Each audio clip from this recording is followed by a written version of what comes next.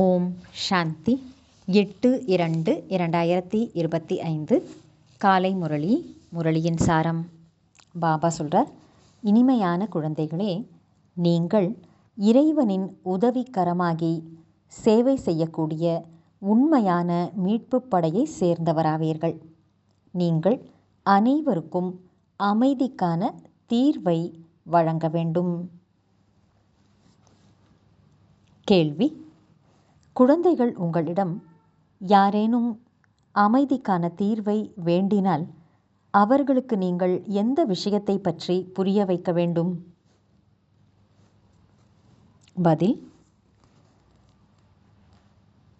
அவர்களிடம் சொல்லுங்கள், இங்கேயே உங்களுக்கு அமைதி வேண்டுமா? இது அமைதியான உலகம் அல்ல என்று தந்தை கூறுகிறார். அமைதியானது சாந்தி தாமத்தில் மட்டுமே கிடைக்கும். அதனை மூலவதனம் என்று கூறுகிறோம். ஆத்மா சரீரத்தில் இல்லாத போது அமைதியாக இருக்கும்.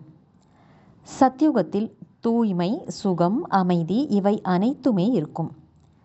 தந்தை தான் வந்து இந்த பிராப்தியை கொடுக்கின்றார். எனவே நீங்கள் தந்தையை நினைவு செய்யுங்கள். இந்த விஷயங்களை அவர்களுக்கு சொல்லி புரிய வைக்க வேண்டும். ஓம் சாந்தி. ஆன்மீக தந்தை வந்து ஆன்மீக குழந்தைகளுக்கு புரிய வைக்கின்றார். அனைத்து மனிதர்களும் எனக்குள் ஆத்மா இருக்கிறது என்று புரிந்திருக்கிறார்கள். ஜீவாத்மா என்று சொல்கிறார்கள் அல்லவா?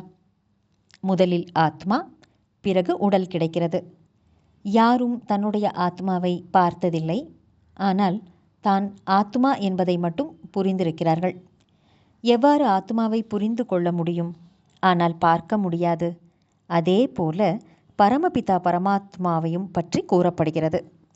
பரமாத்மா எனில் பரம் ஆத்மா, அவரை பார்க்க முடியாது. தன்னையும் தன்னுடைய தந்தையையும் பார்க்க முடியாது. ஆத்மா ஓர் உடலை விட்டுவிட்டு வேறொரு உடலை எடுக்கிறது என்று கூறுகிறார்கள். ஆனால் சரியானபடி புரிந்து கொள்ளவில்லை. 84 லட்சம் பிறவிகள் எடுப்பதாக கூறுகிறார்கள். உண்மையில் 84 பிறவிகள் மட்டுமே. ஆனாலும் எந்தெந்த ஆத்மாக்கள் எத்தனை பிறவிகள் எடுக்கிறார்கள் என்று தெரியாது. ஆத்மா தந்தையை அழைக்கிறது. ஆனால் அவரை பார்த்ததில்லை. சரியானபடி புரிந்து கொள்ளவும் இல்லை. தன்னை பற்றியே புரிந்து கொள்ளவில்லை என்றால் அவர்களுக்கு புரிய வைப்பது யார்? இதைத்தான் தன்னை உணர்தல் என்று கூறப்படுகிறது. இதனை தந்தையை தவிர யாரும் உணர வைக்க முடியாது. ஆத்மா என்பது என்ன? அதை எப்படி பார்ப்பது? எங்கிருந்து அது வந்தது? எப்படி பிறவி எடுக்கிறது? இவ்வளவு சின்னஞ்சிறிய ஆத்மாவில் 84 பிறவிகளின் பங்கு எவ்வாறு பதிவாகி உள்ளது? இதனை பற்றி யாருக்கும் தெரியாது. தன்னை பற்றியும் தந்தையை பற்றியும் புரிந்து கொள்ளவில்லை. இந்த லக்ஷ்மி நாராயணர் கூட மனித நிலையின் உயர் நிலை ஆகும். இவர்கள் இந்த உயர்ந்த நிலையை எப்படி அடைந்தார்கள் என்று யாருக்கும் தெரியாது. மனிதர்கள் அவசியம் புரிந்து கொள்ள வேண்டும் அல்லவா? இவர்கள் வைகுண்டத்தில் எஜமானராக இருந்தனர் என்று கூறுகிறார்கள். ஆனால் அவர்கள் இதனை எப்படி அடைந்தார்கள், பிறகு எங்கு சென்றார்கள் என்று எதுவும் தெரிந்து கொள்ளவில்லை. இப்பொழுது நீங்கள் அனைத்தும் அறிவீர்கள். இதற்கு முன்னால் உங்களுக்கும் எதுவும் தெரியாமல் இருந்தது. எவ்வாறு குழந்தைகளுக்கு பாரிஸ்டர் பட்டத்தை பற்றி தெரியாது அல்லவா? படித்த பிறகு பாரிஸ்டர், அதாவது வக்கீல் ஆகிறார்கள். ஆக இந்த லக்ஷ்மி நாராயணரும் படிப்பின் மூலமாகவே இவ்வாறு ஆகின்றனர். பாரிஸ்டராக, டாக்டராக ஆவதற்கு அனைவரிடமும் புத்தகம் இருக்கிறதல்லவா? இங்கு இதற்கான புத்தகம் கீதை ஆகும். இதனை கூறியது யார்? ராஜயோகத்தை கற்றுக் கொடுத்தது யார்? இது யாருக்கும் தெரியாது. இதில் பெயரை மாற்றிவிட்டார்கள். சிவ ஜெயந்தியும் கொண்டாடப்படுகிறது. அவரே வந்து உங்களை கிருஷ்ணபுரியின் எஜமானராக ஆக்குகின்றார். கிருஷ்ணர் ஸ்வர்க்கத்தின் எஜமானராக இருந்தார் அல்லவா? ஆனால் ஸ்வர்க்கத்தை பற்றி கூட யாருக்கும் தெரியாது. பிறகு கிருஷ்ணர் துவாபர யுகத்தில் கீதை சொன்னதாக ஏன் கூறிவிட்டார்கள்? கிருஷ்ணரை துவாபர யுகத்திலும் லக்ஷ்மி நாராயணரை சத்யுகத்திலும் ராமரை திரேதாயுகத்திலும் கொண்டு வந்து விட்டனர். லக்ஷ்மி நாராயணருடைய ராஜ்யத்தில் எந்தவிதமான இடர்பாடுகளும் இருந்ததாக காட்டப்படவில்லை. கிருஷ்ணருடைய ராஜ்யத்தில் கம்சன், ராமருடைய ராஜ்யத்தில் ராவணன் இருந்ததாக காட்டியுள்ளனர். ராதை கிருஷ்ணர்தான் பிறகு லக்ஷ்மி நாராயணராக ஆகின்றனர் என்று யாருக்கும் தெரியவில்லை. இதுதான் முற்றிலும் அறியாமை என்ற இருளாகும்.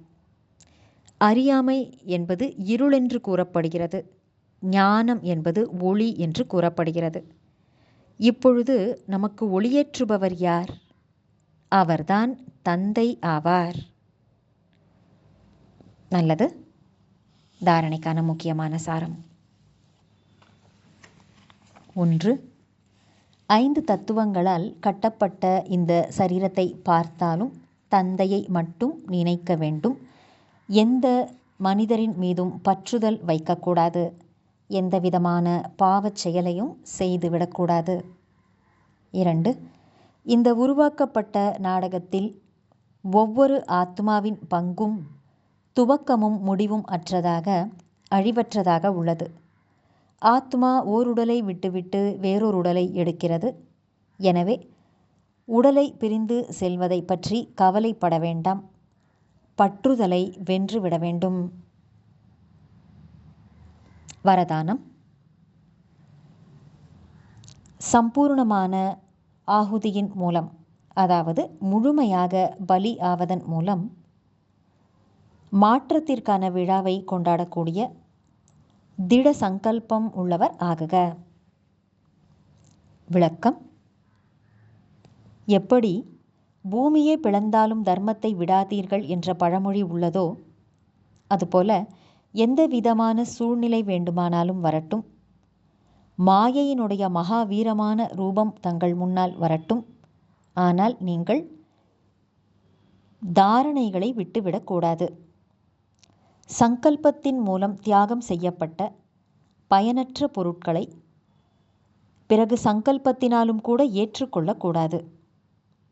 சதா தன்னுடைய சிரேஷ்டமான ஸ்வமானம், சிரேஷ்டமான நினைவு மற்றும் சிரேஷ்டமான வாழ்க்கையினுடைய சக்திசாலி சொரூபத்தின் மூலம் சிரேஷ்டமான நடிகராகி சிரேஷ்ட தன்மையின் விளையாட்டை விளையாடிக்கொண்டே இருங்கள். பலவீனங்களினுடைய அனைத்து விளையாட்டுகளும் முடிந்துவிட வேண்டும். எப்பொழுது அப்பேற்பட்ட சம்பூர்ண பலி செய்வதற்கான சங்கல்பம் திடமாக இருக்குமோ அப்பொழுது பரிவர்த்தனை விழா, அதாவது மாற்றத்திற்கான விழா நடக்கும். இந்த விழாவின் தேதியை இப்பொழுது நீங்கள் குழுவாக சேர்ந்து தீர்மானம் செய்யுங்கள். ஸ்லோகன். உண்மையான வைரமாகி தன்னுடைய அதிர்வலைகளின் ஜொலிப்பை உலகத்திலே பரப்புங்கள். நல்லது. இனிமையிலும் இனிமையான, வெகு காலம் கழித்து காணாமல் போய் மீண்டும் தேடி கண்டெடுக்கப்பட்டுள்ள செல்லமான குழந்தைகளுக்கு தாயும் தந்தையுமான பாப்தாதாவின் அன்பான நினைவுகள் மற்றும் காலை வணக்கம். ஆன்மீக குழந்தைகளுக்கு ஆன்மீக தந்தையின் நமஸ்காரம். ஆன்மீக தந்தைக்கு ஆன்மீக குழந்தைகளின் நமஸ்காரம். அவ்யக்த சமிக்ஞை. சாதாரண சேவைகளை செய்வது ஒன்றும் பெரிய விஷயம் அல்ல.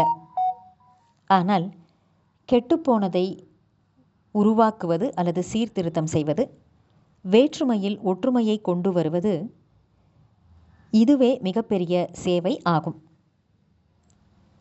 முதலில் ஒரே வழி, ஒரே பலம், ஒரே நம்பிக்கை மற்றும் தன் கூட இருக்கும் சேவையில் துணைவர்களாக இருப்பவர்களிடமும் சேவையிலும் வாயு மண்டலத்திலும் ஒற்றுமை உணர்வு, இவை அனைத்தும் இருக்கட்டும் என்று பாப்தாதா கூறுகின்றார். நல்லது. ஓம் சாந்தி.